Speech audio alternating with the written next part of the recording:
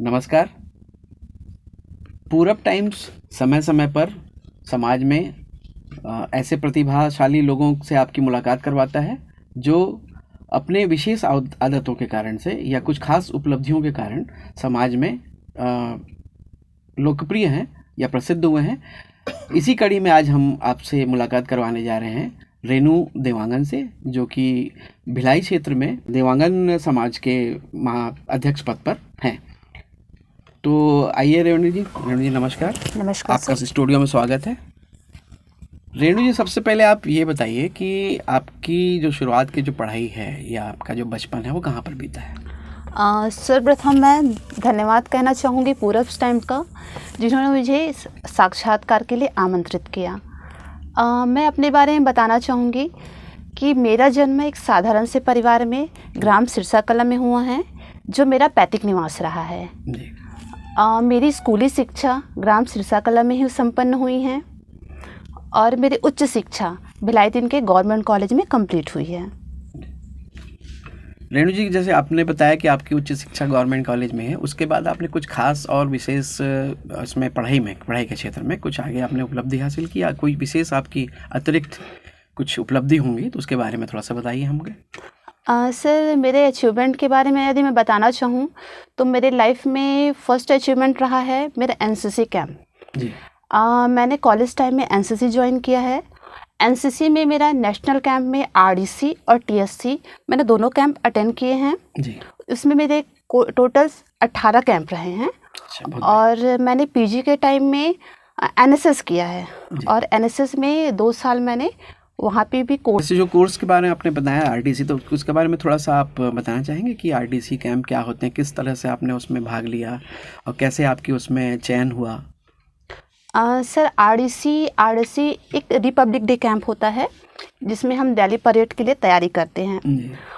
उसकी तैयारी हमारे कॉलेज टाइम से ही होती है।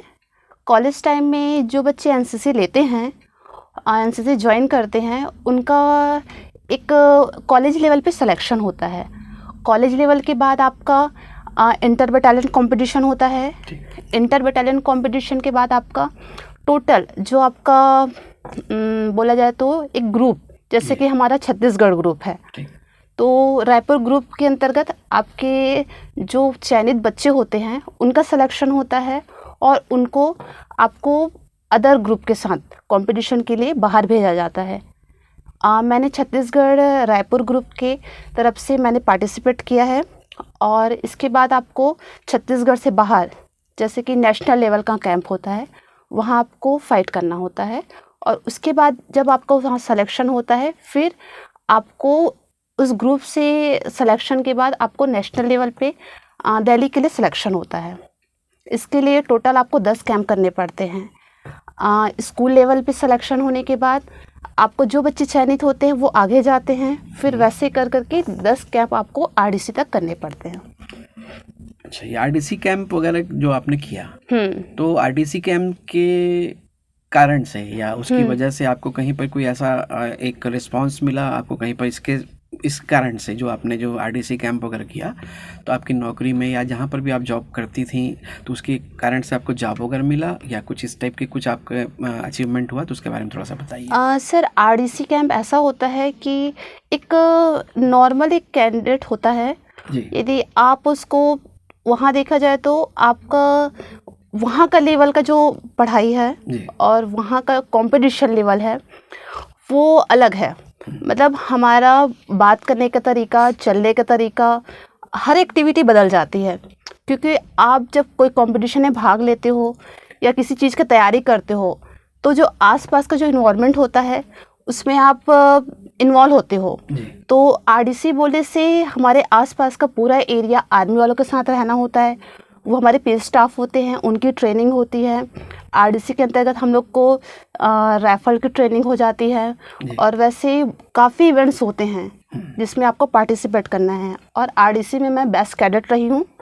और बेस्ट कैडेट में आपको सिर्फ ये आपको ड्रिल के अलावा आपको बाकी एक्टिविटी में भी पार्टिसिपेट करना होता है, जैसे गार्ड ऑफ ऑनर है, पीएम रैली है और फ्लैग एरिया है। वैसे काफ़ी इवेंट्स होते हैं उसमें आपको पार्टिसिपेट करना होता है। उसमें कल्चरल भी होता है और वैसे काफ़ी एक्टिविटी होती है जो आपको निखर के सामने आने के लिए प्रोत्साहित करती है। अच्छा, आपने आरडीसी कैंप के तहत में बहुत सारे आपने एक्टिविटीज़ में भाग लिया है और उसको आप अपने निजी ज़िंदगी में भी उसका कुछ ना कुछ आप उसका पालन करती होंगी। जी सर। तो वर्तमान में अभी जैसा कि हमने आपको बताया कि आप वर्तमान में देवांगन समाज के भिलाई क्षेत्र से आप अध्यक्ष हैं, तो इसके अलावा आप और किसी जॉब में हैं या कोई बिजनेस में है या क्या है आपका मतलब? सर मैंने आरडीसी से एक चीज़ सीखा है। हमारे एनसीसी में एक मोनो है, एकता एवं अनुशासन। आपको यदि कहीं काम भी करना है तो आपके लिए 2 चीज़ें अनिवार्य है, एकता और अनुशासन। यदि आपके में अनुशासन है तभी एकता हो पाएगी, और बिना एकता के आप कहीं पे भी लीडरशिप नहीं कर सकते, चाहे वह समाज में हो, जॉब में हो या एवरीथिंग, कहीं पे भी हो कि आप वहाँ नहीं कर पाएंगे। आप मतलब वर्तमान में एक प्राइवेट संस्था में नौकरी करी जैसा कि हमने बताया, उसके अलावा आप देवांगन समाज की अध्यक्षा भी हैं। तो देवांगन समाज के अध्यक्ष होने के नाते आप पे काम का बहुत दबाव रहता होगा और साथ ही साथ आपको अपने निजी ज़िंदगी में जो नौकरी कर रही हैं वो उसका भी आपको काम संभालना है। तो इन दोनों ही कामों में आप किस तरह से एडजस्टमेंट कर पाती हैं? क्योंकि देवांगन समाज के अध्यक्ष होने के नाते आपको बहुत जगह जाना पड़ता होगा, बहुत सारी एक्टिविटीज़ में भाग लेना पड़ता होगा, तो दोनों चीज़ों में आपका जो सामंजस्य है, जो तालमेल है, कैसे आप रखते हैं? सर इसके लिए सर्वप्रथम मैं ये कहना चाहूँगी कि इसमें सर्वप्रथम मेरे पेरेंट्स का सपोर्ट है, प्लस उसके साथ मेरे समाज के जो दिग्गज हैं, जो बुजुर्ग हैं, उन लोग का मेरा साथ बहुत सपोर्ट रहा है। इसी वजह से साथ तक मैं भिलाई नगर अध्यक्ष का पद को संभाल पाई हूँ। बाकी एक्टिविटीज़, समाज की एक्टिविटीज़ में ये लोग सपोर्ट करते हैं, कहीं आना जाना होता है तो सपोर्ट करते हैं। कोई भी कार्यक्रम की प्लानिंग होती है उसकी रूपरेखा पहले से बता दी जाती है कि इस डेट को हमारा ये फंक्शन है, और उसकी रूपरेखा मेरे को पहले से मिल जाने की वजह से हम ड्यूटी का और समाज का दोनों कार्य आराम से कर पाते हैं। जी। आप समाज से जुड़ी हुई हैं, तो समाज की जो नॉर्मल जो एक्टिविटीज़ रहती हैं, सामाजिक कुछ कार्यक्रम चलते रहते हैं, तो इसमें आप इसको किस तरह से मैनेज करती हैं? मतलब जो भी प्रोग्राम होते हैं आप वहाँ पर जाती हैं तो आप वहाँ पे लोगों को कैसे प्रेरित करती हैं, या आपका जो भी जो एक्टिविटी या जो नेतृत्व का जो आपका है भाव, वो आप किस तरह से, क्या आप पूरे लोग आपसे खुश रहते हैं या किसी तरह का कोई ऐसा आपको विरोध का या इस टाइप का? नहीं, आपकी जो सामाजिक गतिविधि में आपका जो अचीवमेंट है वो किस तरह का है मतलब? इसके लिए मैं कहना चाहूँगी कि ये हमारा जो सामाजिक क्षेत्र है वो एक हमारा जो समाज, मैं देवांगन समाज की ही नहीं बात कर रही हूँ, हमारे आसपास का जो माहौल और बाकी जो समाज है उस पर एक पुरुष प्रधान समाज कहा जा सकता है। और इन सब क्षेत्रों में सर्वप्रथम महिलाओं का इंटरफेयर पहले से ज़्यादा बढ़ा है, और हमारा पुरुष प्रधान समाज होने के नाते महिलाओं को इस क्षेत्र में आगे बढ़ना मतलब एक अलग कार्य हो जाता है।